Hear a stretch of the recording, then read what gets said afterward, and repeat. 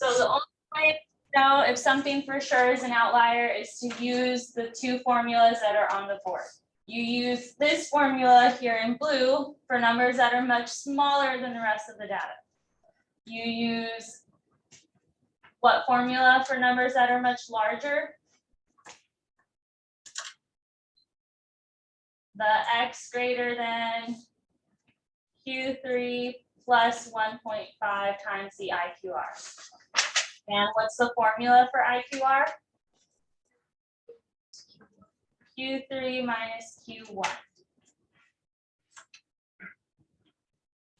So you need to be able to identify your Q1, your Q3. Before you identify those, what do you identify first? The median of the whole thing, your Q2.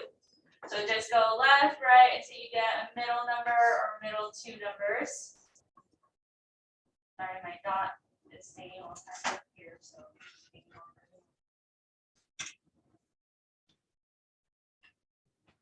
All right, but my Q2 is 40. So now that separates the lower half and the upper half. So then to find your Q1, that's your median of your lower half. Never cross out your median. And what's the average of 35 and 35?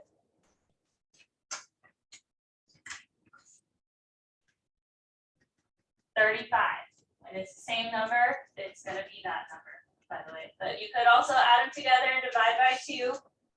And that also proves that it's 35 for your Q1.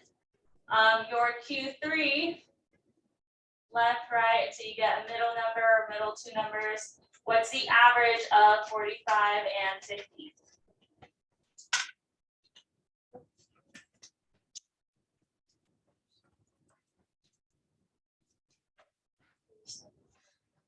Good, and that's going to be my Q3. All right, so then we'll just take it one at a time. Let's see how many answer options we can eliminate. So for the one in blue, we're testing the 18. That'll take place of the X, whatever data point you're testing. Q1, we said it's 35 minus 1.5 times the IQR, which again is Q3 minus Q1. So I'm just gonna throw it all in there. 47.5 minus 35. All right, and what's to the right of the inequality symbol, you can just put that in your calculator. And you should be able to do that in Galileo, if I'm not mistaken. Type that whole thing at one time and get an answer. I'll show you what that looks like.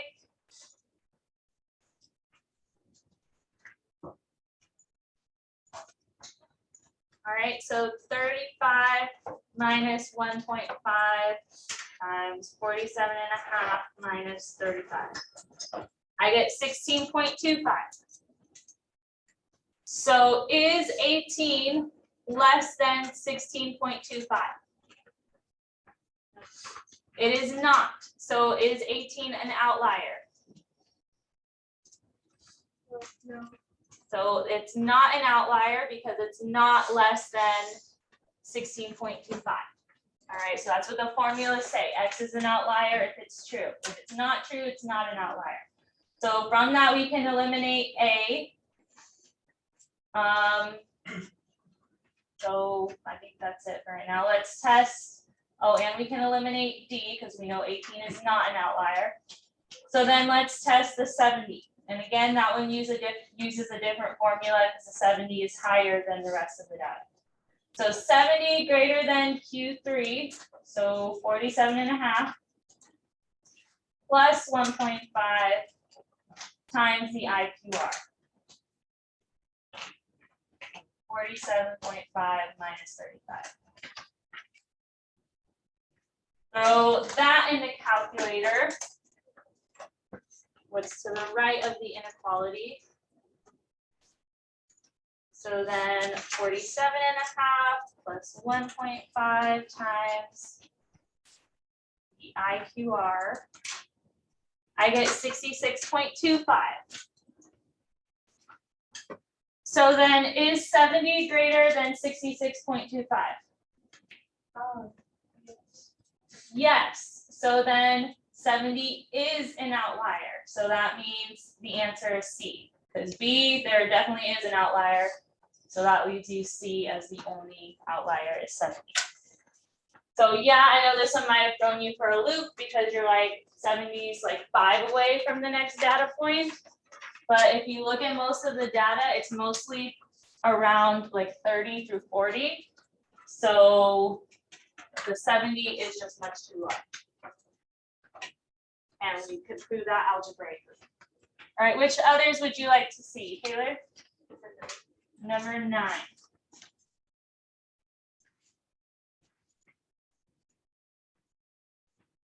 All right, so this one. Luckily, the retake will also be multiple choice for this type of problem. When it's talking about line of best fit, trend lines, linear regression models, they all mean the same thing. So for the line of best fit, where should that be in relation to the data? Should it be above it, below it, through it, or through the center of it? Through the center of it. So it should go through the center of data. And this scatter plot is pretty strongly correlated, meaning that if I were to draw a line through here, and I'll do my best to draw a straight line, then it would be touching one, if not all, of the data points. So this isn't a perfectly straight line, but there we go. And you guys will just have to envision it, because you can't really draw on your screen. But that would be a good trend line to have. Comparing this line to my answer options, there should be some that you can eliminate right away. Unfortunately, like I can't eliminate any based on a negative slope because they're all positive, like this slope is. So that's usually what I would look at first. So then let's look at the y-intercepts. Are there any that you just know will not match? I mean, it's relatively close to the 25, so I wouldn't throw out A. What else could I for sure throw out? That's too far off.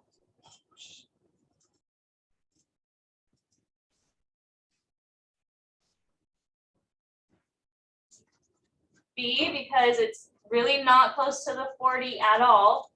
What else can I eliminate? D, for the same reason. It's not close to the 45 at all. Because trend lines are just estimates, since it's between 25 and 30, I'm not going to just throw those out right away. Because the real actual linear regression line might be closer to 1 than the other. This is just an estimate. So then between these two, let's look at the slopes. So a slope of 1 would be something like this. And I'm just going to sketch it from the origin. All right, a slope of 1 is up 1 over 1. Up 1 over 1. So that tells you like how steep it would be if it was a slope of 1. If it was a slope of 4, it would look something like this.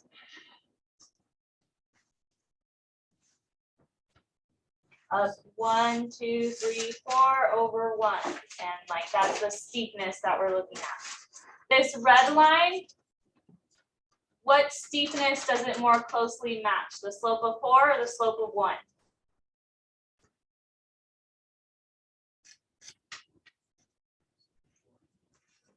I'd say it more closely matches the slope of 4. That's why the correct answer is A, is it not? It is A. All right, so yeah, I don't know how else to describe it. The slope of 1 would be up 1 over 1, up 1 over 1, up 1 over 1. And this one is just a little bit more steep than that. All right, questions? Which other ones would you like help on? Yes, Brent? Number 7.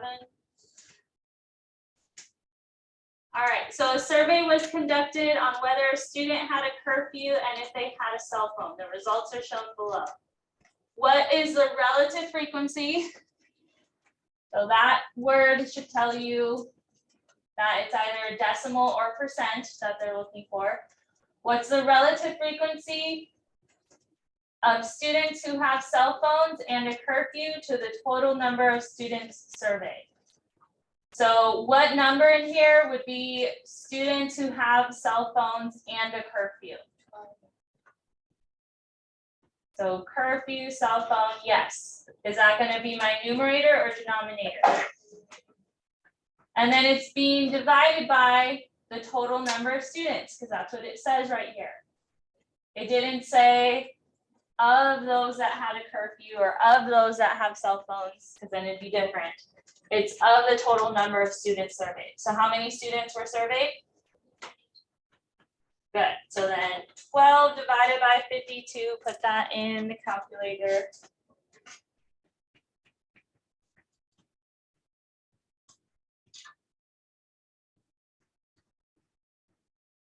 And I'll write out the decimal, like the long decimal, but we're going to need to round it to whatever it says. So you get 0.230769. But it says round to the nearest hundredths. So what space is that after the decimal, the hundred spot? 3. So I only have 2 spaces after the decimal. Anytime you're rounding, look at the number directly to the right of it. If it's 0 through 4, then that number will stay the same. If it's 5 through 9, then you round up. So what's going to be my decimal rounded to the hundred spot? 0.23. I did go back and give points if you put just 0.23. It's not putting a 0 in. Galileo is really weird like that. I didn't give you points. But if you rounded to the wrong spot, I did not give you points. All right, so specifically round to the hundredths. So round to the hundredths. Questions on this one? Oh, and also if you put it as a percent, I gave it to you. So if you put 23%, I gave it to you. Yes? Macy, did you go already? Okay, yes. All right, who has a question that they'd like to see on the screen? Noela? Number 10. Number 10. All right, so this one. For her research project, Barbara wants to investigate if there is a relationship between the age of a basketball player and his free throw shooting. She used the data on 10 students in a linear regression model, so another word for trend line, resulting in this equation. So all trend line equations are in the form y equals mx plus b. You don't need to worry about the r squared value at all on this test. It is another way to talk about like how nice the data is, but you don't need to worry about that. So based on this model, what is the residual for the 16-year-old who has the lowest shooting average? What's the formula for residual? Actual minus predicted. Make sure you guys write that somewhere on your correction sheet. All right, the actual comes from what? The experiment or survey or from the trend line?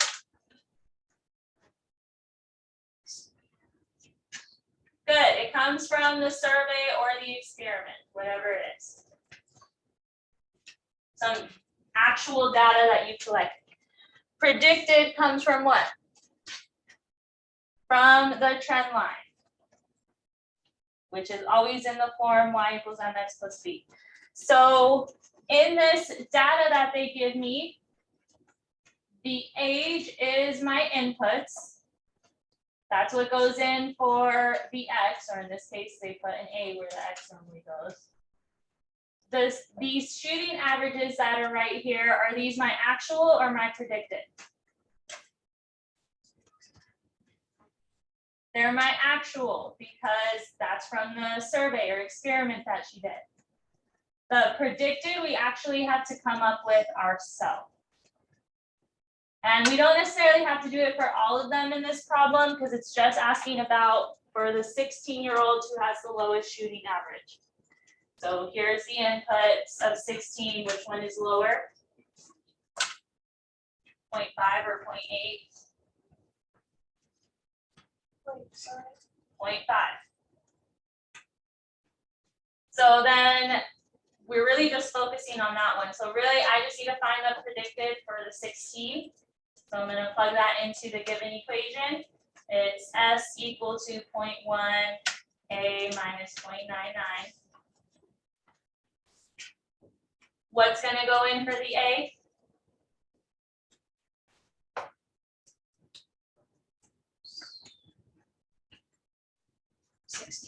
$16, because that's the predicted value that we need for.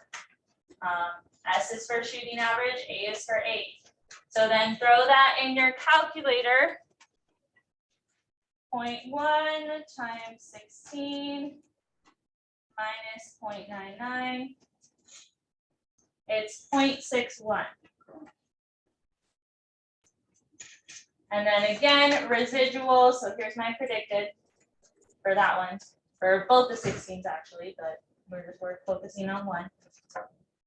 Residual is actual minus predicted. So what is 0.5 minus 0.61?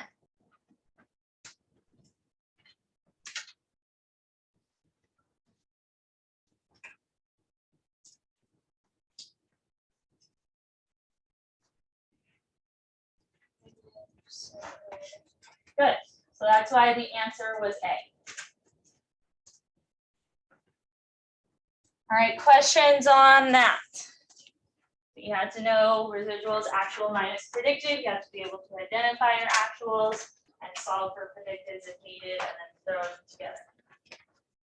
All right, next one you'd like to see? Yes. Number 11. All right. So another one about residuals. Mrs. Falcon came up with this trend line equation for the linear regression model relating the number of absences from class to the chapter test score. What graph shows the residuals for the data from the table? So again, these absences, what are they? They're my inputs. These test scores, what are they? Actual. So it doesn't give me the predicted, but how can I find the predicted? From the given equation. I just plug in all these inputs into the A for absences, and then I get all my predicted. Now that's pretty tedious, I understand. Just do enough to where you can solve, like eliminate the other answer options and just get down to one. So if, let's plug in 0 for the first absences, like t equals -6 times 0 plus 85. So my first predicted value when x is 0 is 85. Right, everyone with me so far? So then there's 3 inputs of 85. So here's my predicted values for those inputs of 0. And then again, what's the formula for residuals?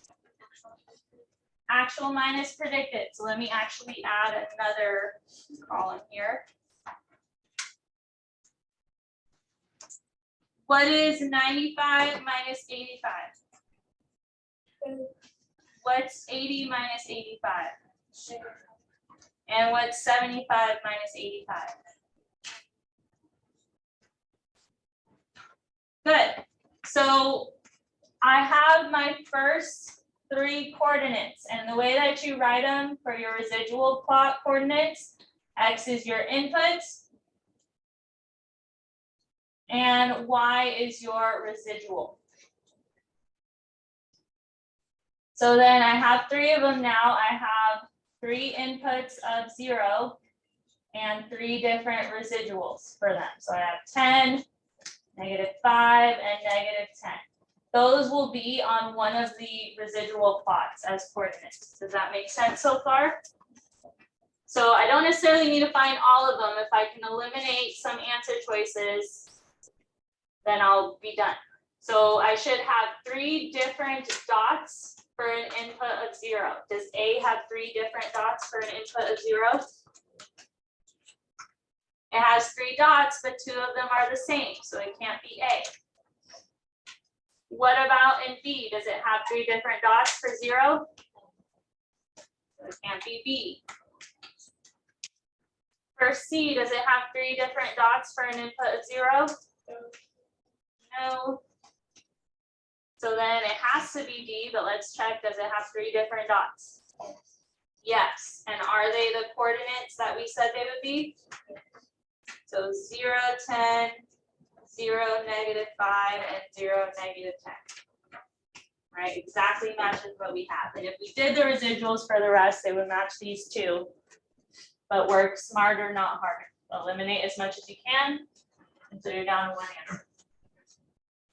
All right, any other ones you'd like to see? Yes, Bryn? 13. Okay. So then, all right, this one is a pain in the butt because the changes here aren't consistent. So we actually made this one extra credit, so don't feel bad if you got it wrong, not many people got it right. But on your retake, it'll still be extra credit, but it'll be a little bit easier to follow. So on your retake, it'll either be consistently increasing or consistently decreasing. All right, but I'll also show you how we get the answer to this. Ideally, it'd be nice if you had a graphing calculator, but you don't. I mean, you do on Galileo, but it's not, I don't know how to use this on there. So it's fine. I'll just show you how to do it if I can, which will just be an estimate. So consider the following table showing the amount of money in thousands of dollars spent on advertising and the associated annual profit, also in thousands of dollars for a particular company. So the annual advertising is at my X or my Y.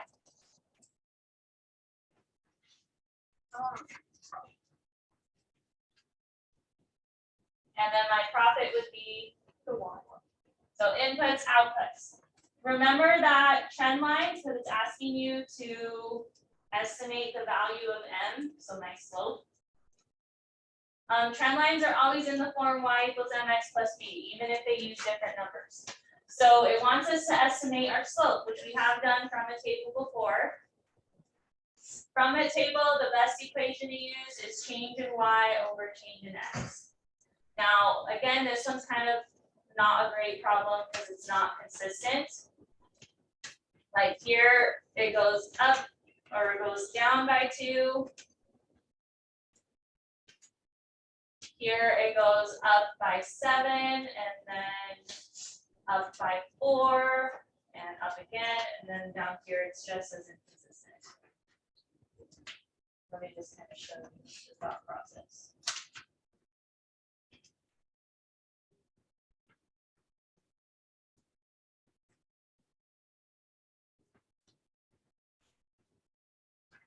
All right, so it's not super consistent, not our favorite.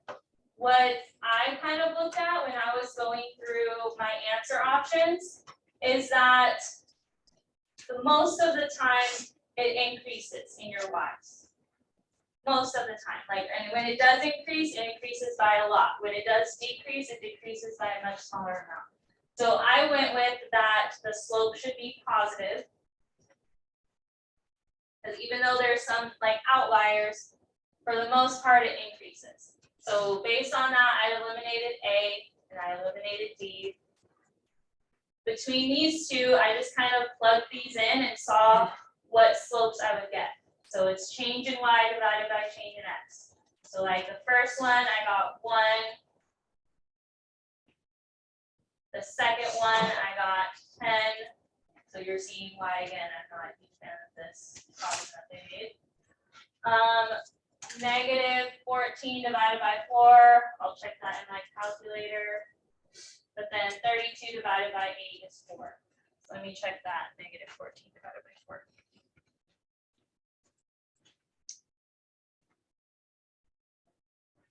Which is a -3.5. So for the most part, they're all positive, and if you had to choose which one these slopes are more closest to, the 4.75 or the 9.94, what would you say?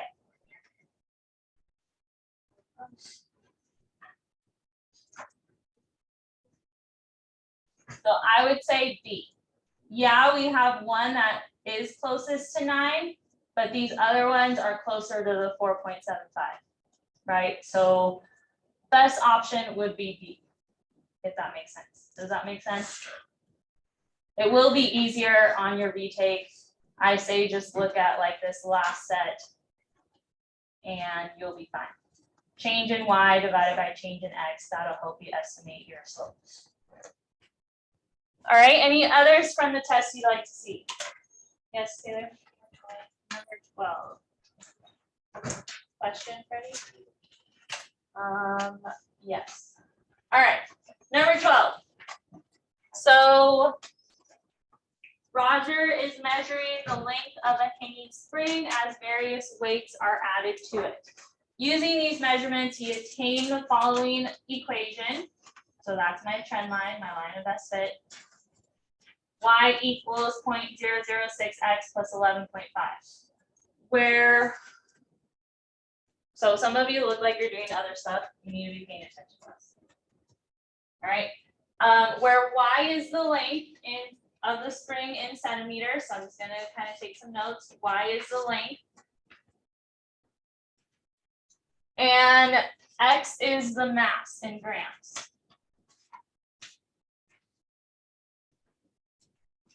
So when it asks what's the meaning of the coefficient 0.006 in this equation, well, is that my slope or my y-intercept?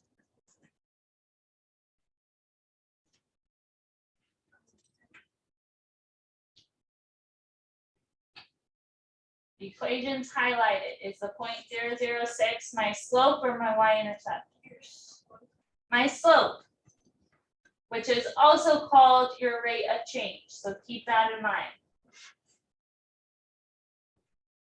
Your y-intercept, even though it's not asking about the y-intercept right now, is 11.5.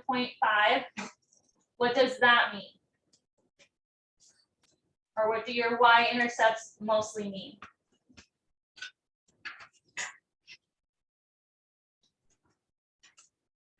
Those are your starting amounts. So if y is my length, x is my grams, well, clearly I started out with a length of 11.5 then, because y-intercept is always your starting amount. It's the 0.006 that's being multiplied by the grams to give you the rest of the length. So then just process of elimination from there. So the stretch of the spring by a weight of 1 gram is 0.006 times of that caused by a weight of 11.5 grams.